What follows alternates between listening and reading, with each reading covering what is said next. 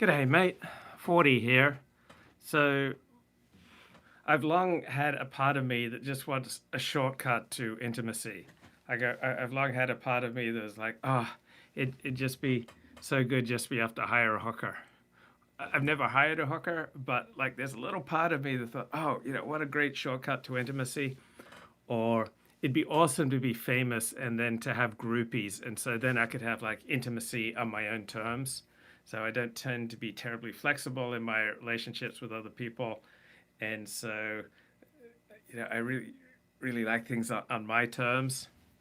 And then I've long felt an attraction to like woo woo theories like color therapy because it's so personalized, it's bespoke.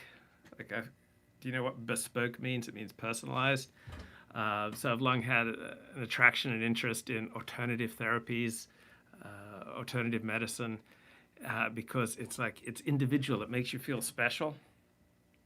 And I've long had like a little bit of an inclination towards cults because cults will celebrate you. It's like, yay, 40, we're so glad that you're here. We love you, 40. And you can just like slip into this warm stream of love and affection. So I recognize that. And, I recognize my lifelong desire is to kind of take the easy way out. And this tendency has not worked out particularly well for me, but it's like my very strong inclination just on the surface is like, what's the easy way out? Like, what's the shortcut to intimacy? But then there are a lot of people, all right, obviously belonging to a cult and pursuing non-evidence-based therapies and living your life where your most intense, intimate interactions are over live streams. Obviously, that's not the ideal, but what if you're so broken that's the only option you have? So this is from the latest episode of Decoding the Gurus. Are always effective, and little experience in the hands of the right person, I guess.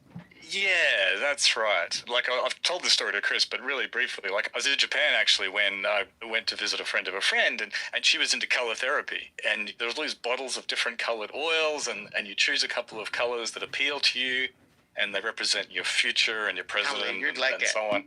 You'd love this, yeah. And the practitioner sits there across from you and like stares into your eyes and holds your hands and touches your arm and shoulder, and they talk about you for like 30 minutes or so. And so I went along to that, being the skeptic guy, and I loved it. You could feel the power of the interpersonal experience, and you could see how all of these cults, all of these quack kind of things, they always generate a genuine, in inverted commas, response, because we're monkeys, and that sort of shit works on us. So, well, allow me to retort. I don't think I disagree with you. I think, though, what you're saying, what I'm saying is simply that. So that's Matthew Brown. He's one of the two hosts of this Decoding the Gurus podcast. He's a professor of psychology at the prestigious University of Central Queensland. His co-host is anthropologist Christopher Kavanagh. And they have two guests this week, moral psychologist David Bizzaro and philosopher Tamler Summers, host of the Very Bad Wizards. So they are talking about the 2012 movie, Paul Thomas Anderson movie, The Master, which is ostensibly about Scientology. Come on. What the active ingredient is in color therapy is clearly not the colors, it's the connection. And I think that the method, the process that they're using in this movie is more on the face of it what it says it is. Right. So there's probably a lot of healing that goes on from alternative therapies like chiropractic and color therapy and all these therapies for which there isn't evidence, but there's probably still a lot of healing going on. And also, I bet with a lot of pharmaceuticals, it's not just the placebo, it's the personal care and attention. Like you're going to a doctor to get a prescription and someone says this will help you, right? You're getting some personal care and attention. You go to an acupuncturist and they touch you and they seem to care about you. You go to a chiropractor, they seem to care about you. You go to a color therapist, they seem to care about you. They might touch your arm. And so some of us are sometimes so broken that that this is like the easiest or most viable form of connection that's available to us. So yeah, belonging to a cult, not such a great idea. Pursuing non-evidence-based medicines, not such a great idea. But for many people, it's the easiest and most viable path to human connection. So that's why I think sometimes these cults and these non-evidence-based therapies do some people far more benefit than harm. and maybe your connection to a live stream or to some kind of virtual community, right? This is a parasocial interaction. Obviously, face-to-face interactions, generally speaking, have more impact and are better for you than a parasocial interaction. But what if this parasocial interaction is your best alternative for an interaction right now? Okay, so it's either this or you're alone, right? So we don't always get to choose between great and bad or good and bad. Often we get to choose between bad and less bad. And so having some kind of human connection, having someone who seems to care about us, like you're special, like you have a special gift to bring to the world. Like I really think I understand where you're coming from. I think I've got something that's really going to help you. And I just see your life completely transforming and turning around. All right, so going to an astrologer. I once went to an astrologer, meaning there was one period in my life where I was particularly lonely and bereft in May of 1998, and I ended up dropping like $900 on this astrologer. And on the one hand, it rationally it seems like a complete waste of money, but I was at a particularly low point in my life, and I was able to buy a friend. Right, I was able to buy individual attention. I was able to buy a type of intimacy where I talked to this person about my deepest, darkest problems and my most embarrassing needs, which was, oh, I want to rebuild my friendship with Dennis Prager. Like I've just totally shattered my relationship, meaning very distant acquaintanceship that I had with Dennis Prager. But I got to confess things that, wouldn't be fun to confess to friends. So what if the astrologer and the cult or the color healing therapist or the live streamer is like the best of the alternatives for you? An interpersonal connection, right? So it is simply saying, now you tell me some vulnerable shit. No, I'm going to ask you again. I'm going to ask you again. There's no pretense that there is like because I think psychics do the same thing, right? They forge this connection, which is pseudo. It's Hold on. falsely, yeah.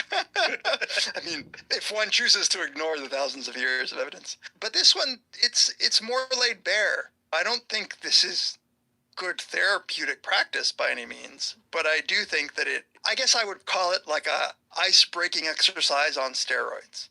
Right? Forcing. And let me add to that it's all well and good to say I'm sure it's true, there are better ways to make this kind of connection that don't involve a lot of this spooky shit. But that isn't happening to Freddie Quell, right? Like, so this is what he has. This is what's on offer for a lot of these people. It's that or nothing. And so they get that, and that is really important. It's not like the other option that the movie seems to lay out is, tell me what this thing is that looks obviously like a vagina. Right, exactly. That's the other option that they have is that.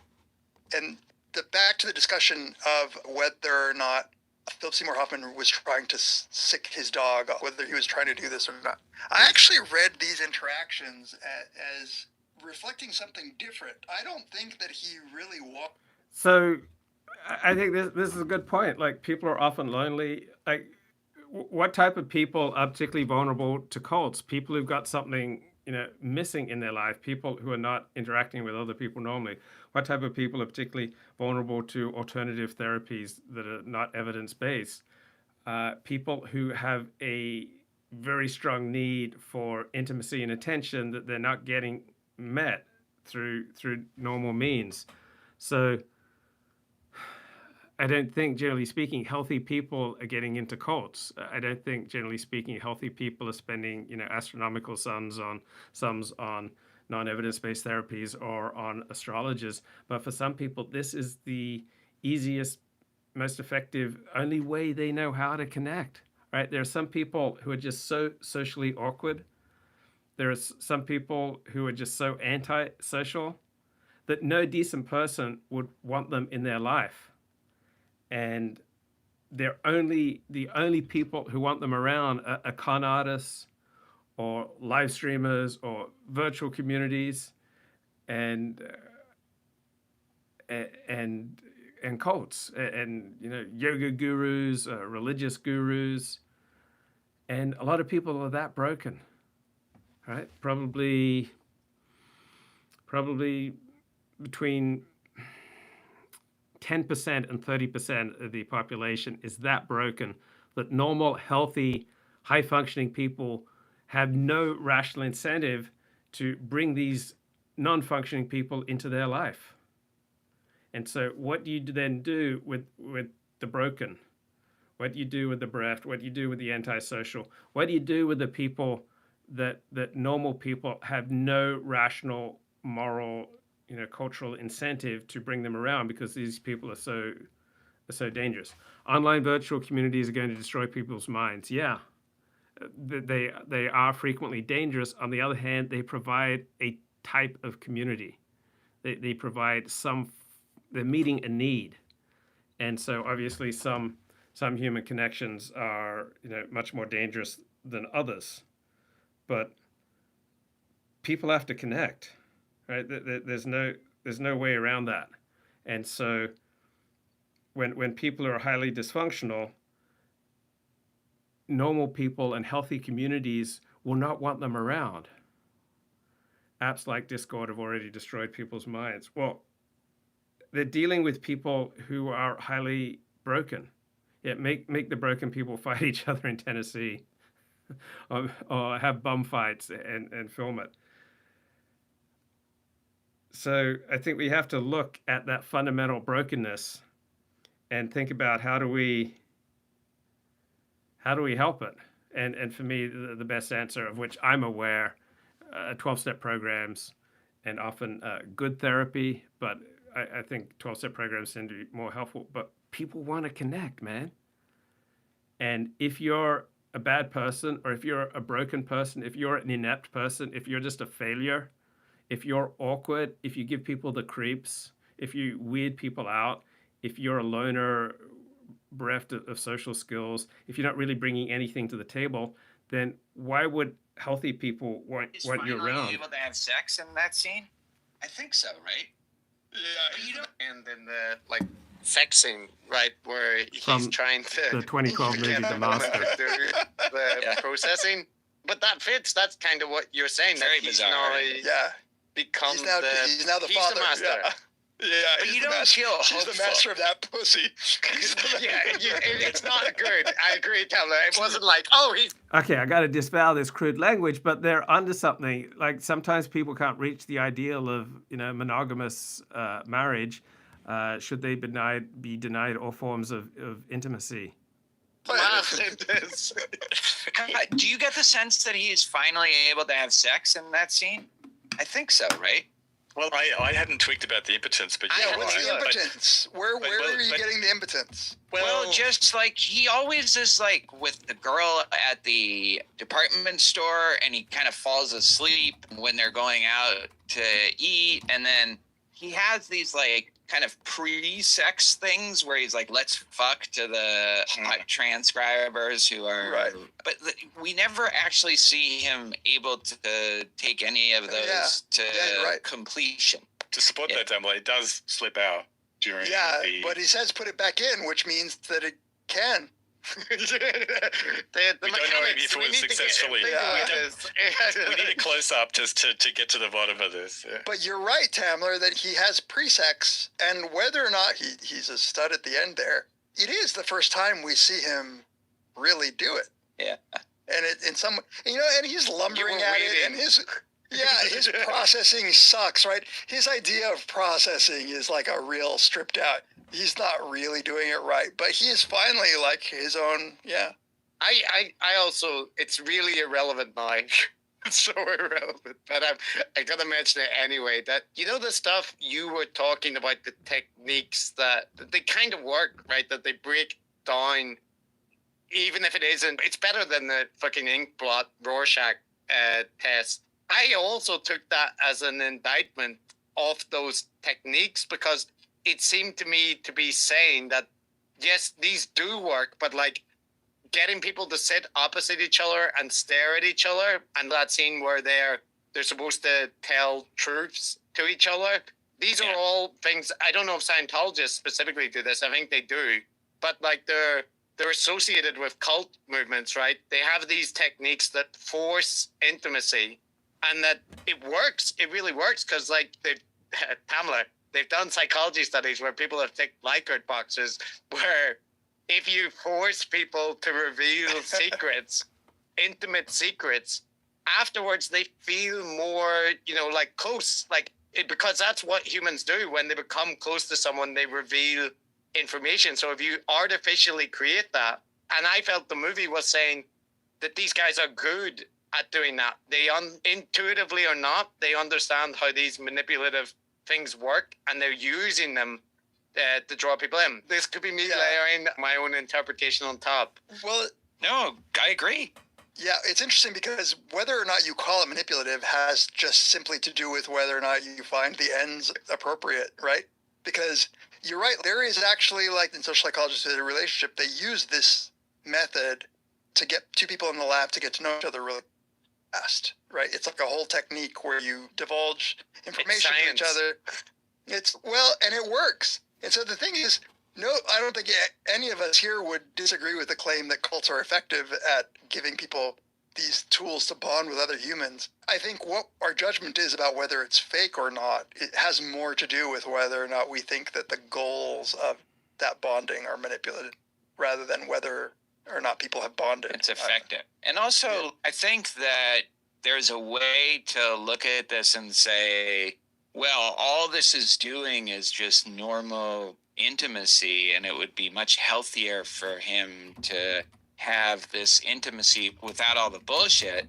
But clearly that's not in the cards for him. He has no opportunity to do that in a way that wouldn't involve these kind of cult-like aspects. So I think it's really asking the question of, for people who are truly lost and aimless and who feel like their existence is kind of a joke, is this something that is actually helpful or beneficial for them, in spite of the fact that there's all this metaphysics behind it that is crazy?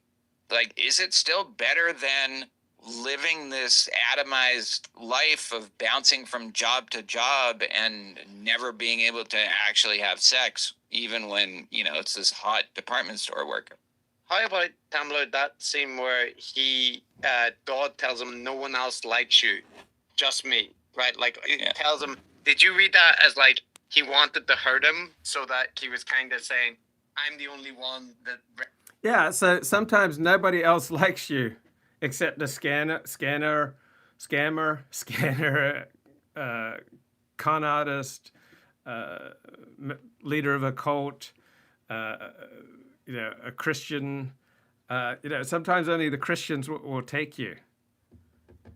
And so I don't think we think very much about what do we do with the people who are bereft of social skills? What do we do with the people who can't seem to form normal human connections?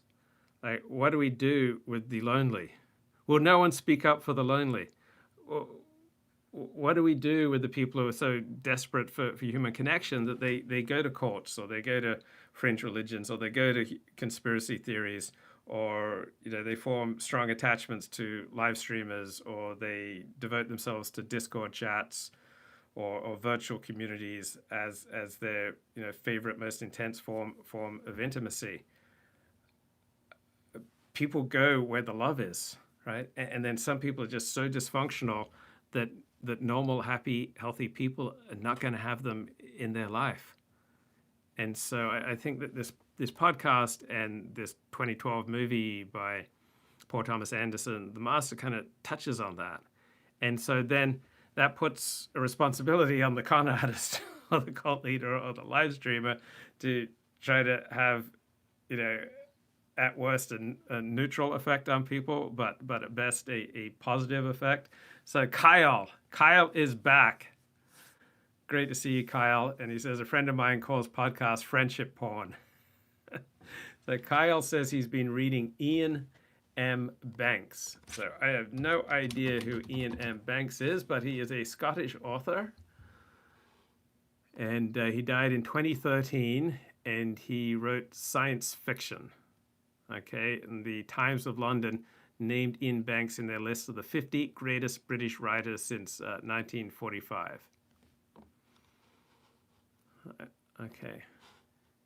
And the chat says the alt-right provides human connection to low empath, anti-social people. You'd say the same thing about Antifa. It provides a sense of excitement and human connection to people who are otherwise dysfunctional. When you look at mugshots of Antifa, these do not seem to be people who are thriving in the real world. So people need to feel important. People need to feel like they're living from the inside. People need a tribe or a community. And these extreme political, social, cultural movements, provide an easy way in for people who are otherwise dysfunctional. So one of the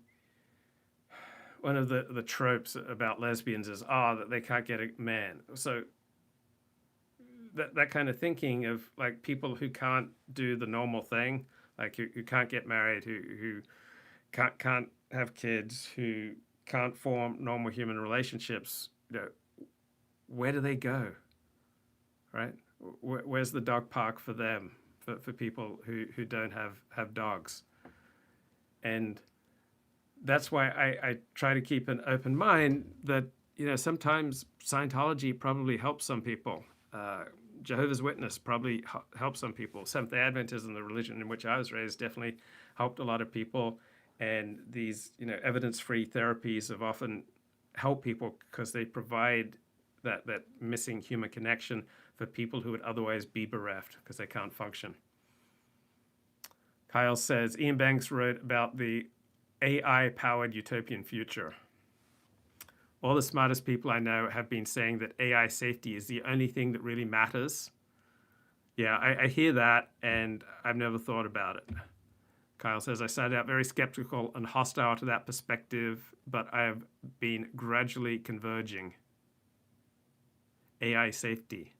Never thought about AI safety, but because I resonate with what it's like to be broken, to be missing some social skills, to wanting like shortcuts to intimacy, and putting some people on a pedestal and putting other people down, like idealizing and devaluing people, right, is something that I've been particularly prone to, and such people who are, when I was in that idealization and devaluing stage, that made me dangerous because I would move from putting someone on a pedestal 1 minute to dropping them down the next minute. I remember what it was like, my first girlfriend, the first one that I had sex with, and what a special intimate connection that formed. And when I was in it, like part of me could see this may well be the only woman I'll have sex with for the rest of my life. And then when I broke up with her and I started having sex with a lot of other women, in some ways it hardened me. It made me more cynical. On the other hand, I did learn some social skills. Like I did overcome my shyness and my awkwardness. And so 6 years later, when I got back together again with my first girlfriend, she asked me, well, how many women have you been with since me? And I said, 10. And how many men have you been with since me? And she said, 1. And then she said, well, those other women, they've taught you well. You used to be very awkward. So not ideal to be promiscuous. Like society would fall apart if it had, if everybody had my level of sexual promiscuity. But the people that I was hooking up with were equally as broken as me. Most of my girlfriends had fathers who were sex addicts. And so we could be in a party, filled with 100 people, but we'd find each other because our traumas would kind of match and we'd scratch each other's itches. Regarding dysfunctional people having no place in normal, healthy society, Kyle says, it strikes me that extremely dysfunctional people and abusers often have tons of people orbiting them. Well, not the dysfunctional people I'm thinking of.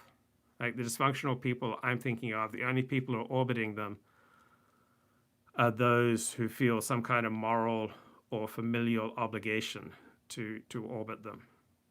So maybe just through my 12-step programs or through my own brokenness, I know a lot of dysfunctional, antisocial people, and the only people really around them are people who are obliged to by ties of morality, ethnic ties, like religio, moral ties, or familial ties. I think most people find themselves having no social place because they are avoidant rather than hurtful. Well, about 5% of the population are psychopaths. That's what I've read. So somewhere in that number seems about right to me. So certainly there is a significant portion of the population that no sane person would have in their life. Like good people make you feel good, bad people make you feel bad. So someone who's consistently making you feel bad, you should not have them in your life or to any degree of closeness. So you can dial back the intimacy, the intensity, whether you see them in person or just over the phone, how often you see them. So there are ways of dialing people up and dialing people back. So it's not always necessarily in our best interest to completely cut people off, except when it comes to psychopaths. Like you meet a psychopath, and yeah, you want to be psychopath free, to use the title of the best book that I've read on the topic. Right, you really want to be psychopath free. That's a great book by Jackson Mackenzie. And so, psychopaths are dangerous, and no sane person would want to have them in their life. When is loneliness preferable? Well, loneliness is preferable to getting raped, to having vast sums of your money stolen from you.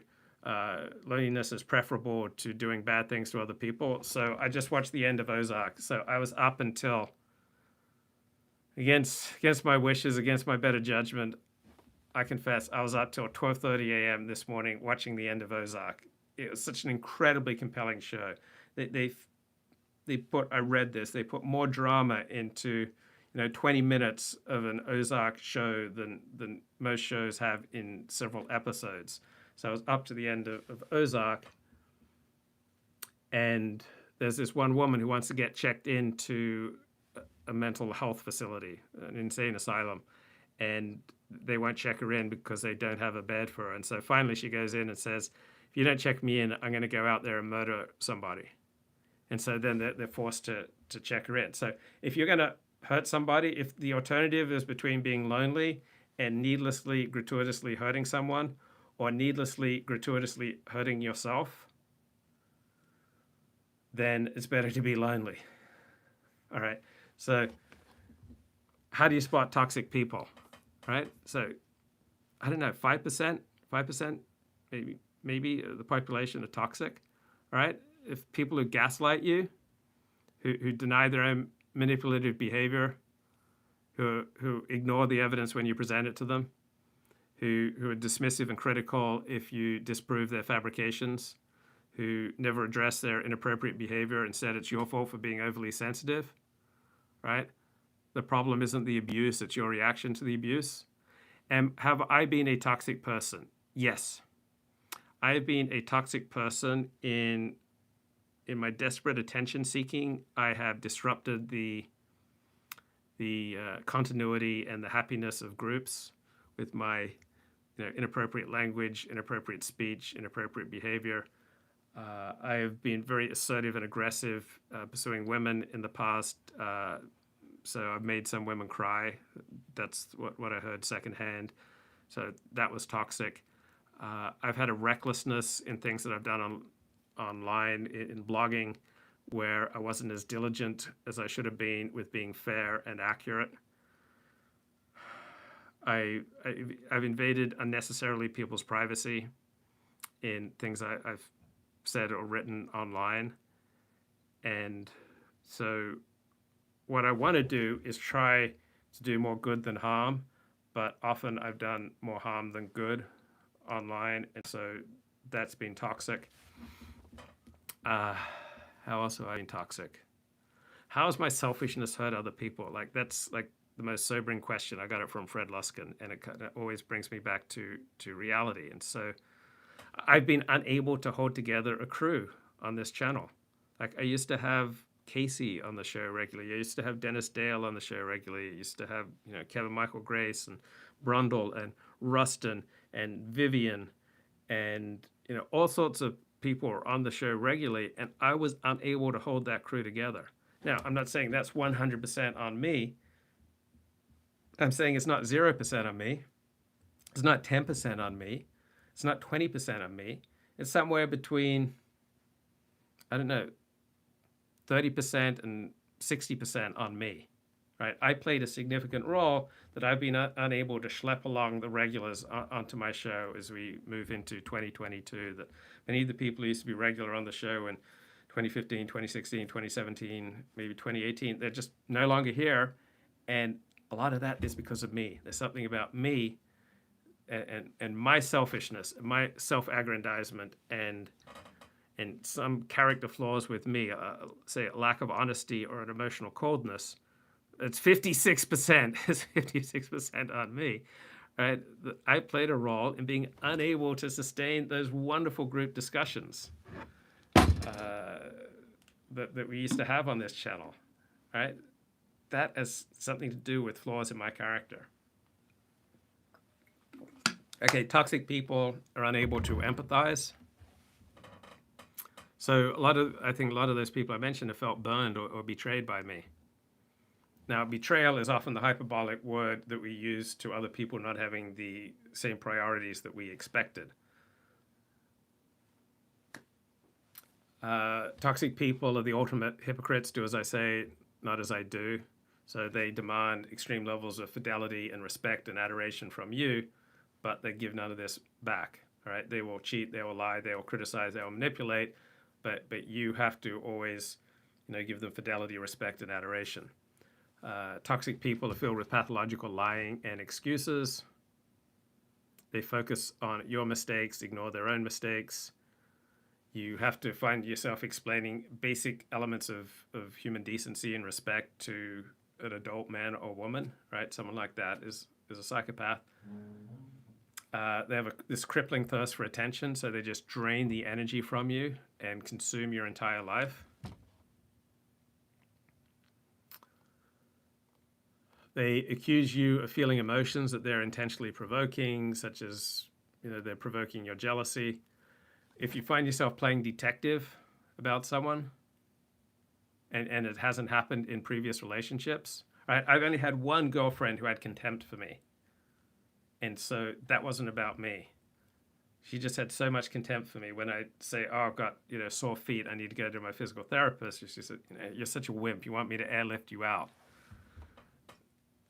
So if you find yourself playing detective because you don't know what's really going on with your partner in this relationship, and you've never done that before, right? You're probably dealing with a toxic person. You're the only one who sees their true colors. Like, no matter what they do, they always seem to have a fan club cheering for them, right? So the psychopath uses people for money, resources, and attention. But the fan club doesn't notice because, so I'll tell you what, how can I bring Kyle on? Yeah, so Kyle, do you know my Skype? I can bring you on via Skype. So here, I'll DM you, Kyle, and bring you on via Skype. Meanwhile, I'll play this. Recognize you has merit because with my reading of that thing, I keep feeling like I'm a Philistine, is that Freddie actually felt that he had connections with the other people in the group, and then Dodd cruelly told him, none of that's real. I'm the only person that likes you. I'm the only reason you're there. And that felt to me like manipulative and cruel, even if it was true, because it felt like Freddie did feel that he was accepted by the other people. So Yeah. I just check it. Am I a piece of I think that I think it's true, but I think what he was saying isn't wrong. Those people were ready to throw him under the bus at the first opportunity, and never mind like the rest of the world that he's always running away from. So I think it's true, but I also think it was maybe a manipulative thing to say at that moment. And, Yeah, and I think he was just upset. You know what I mean? Like, Chris, Yeah. you're so cynical. You always attribute the worst motives.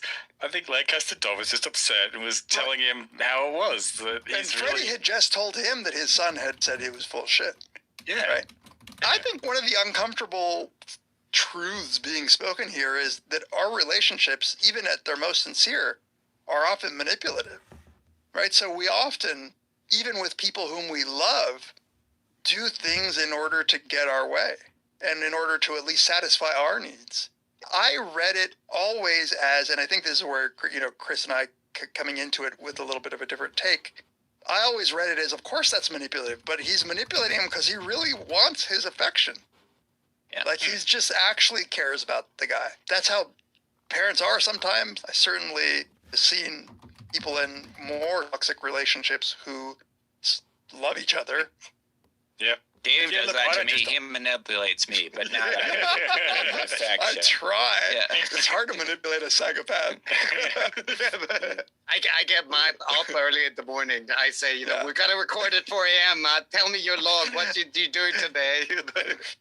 Yeah, sleep deprivation, cutting me off from all other social connections. It's all happening. And we're letting you talk. Yeah, that's Now, right. the thing is, Tamla, that's a good one. Usually I just hold up a little piece of paper on Zoom that says, "Do you want to fuck?" That was Yeah, this is going deep. This is going deep.